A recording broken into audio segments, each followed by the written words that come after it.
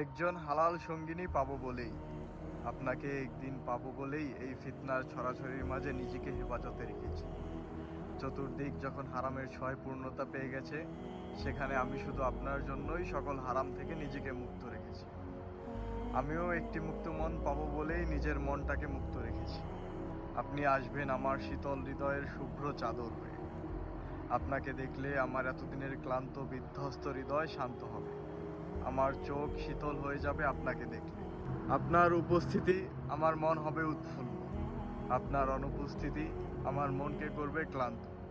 কারণ সুযোগ থাকা সত্ত্বেও আমি আপনার হক নষ্ট করিনি।